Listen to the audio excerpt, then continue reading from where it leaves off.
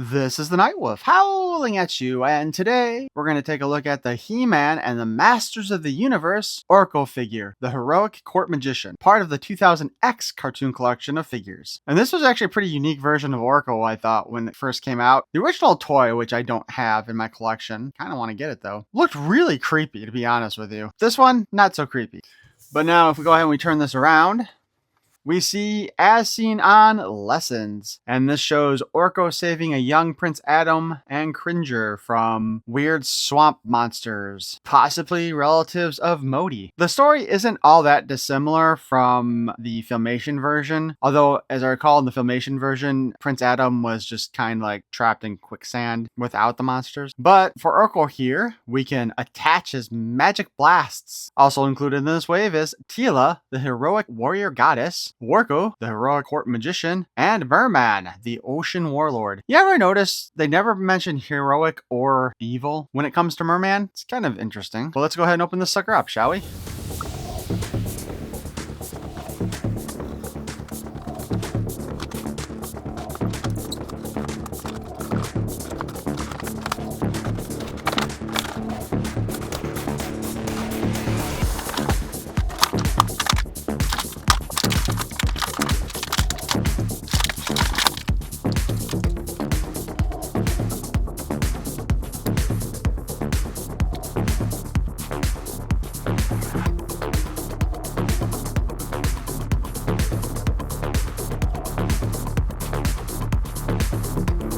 Okay, so we have our Orko put together after he fell apart while taking him out of the package.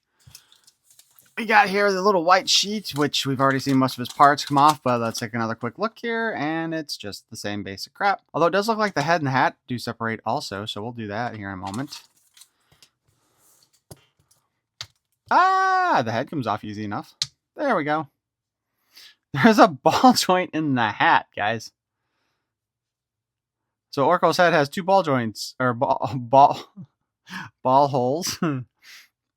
So you can stick your balls in Orko's head, the top, and then in the bottom of the head. So he can do head two ways.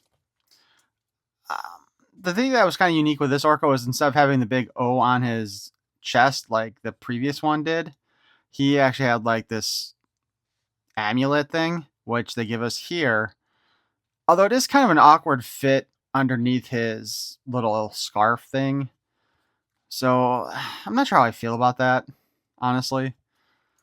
It looks mostly okay, but it just throws off like the movement there, I guess. His ears are also a separate plastic and can spin. Although we haven't really talked about articulation yet. Not that there's a whole lot to talk about with that one. But he does come with a stand. And it does appear to be the same stand that came with our other Origins version from Filmation. The same stand that should have come with Shadow Weaver, but didn't. And he also has these little blasts that are supposed to fit on his hands, so that he can look like he is a dark Sith warrior instead.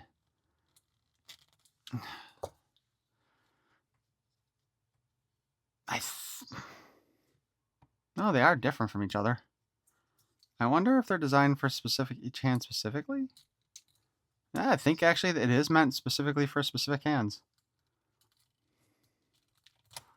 And his head just popped off. Yeah, that amulet is kind of annoying. So here, he can do magic blast. Like I said, this is more like he's the Emperor in Star Wars more than Orko. I'm trying to think.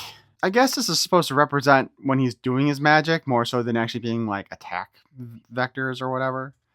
I'm not sure I would keep those with him when I display them. I probably won't, in fact. But yeah, it does appear that these are designed for the specific hands that they go on, just by their shapes inside.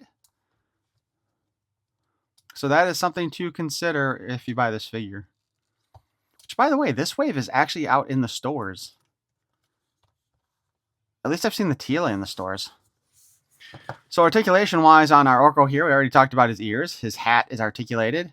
It can move up and down, spin on a ball joint. His head, also on a ball joint. Oh, pops off really easy. If you want to spin it, you can spin it and it pops off when you go to do that. And part of that, I am going to straight out say, is probably because of the stupid amulet thing here, right? Because that pushes everything up a little bit higher than it should be. So I think it does. Orko's head is affected by articulation and stuff. Or by... It's almost like flawed articulation with his head just because of that amulet thing. And then trying to center it's a pain in the ass. His arms, though, they hinge up and down and they spin around. Elbow's got a single joint here. The hand spins around, and these are big-ass hands. And they have in and out articulation.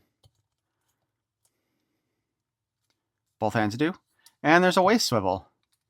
But, of course, the little waist swivel thingy is all the rest of the articulation because he's got no legs.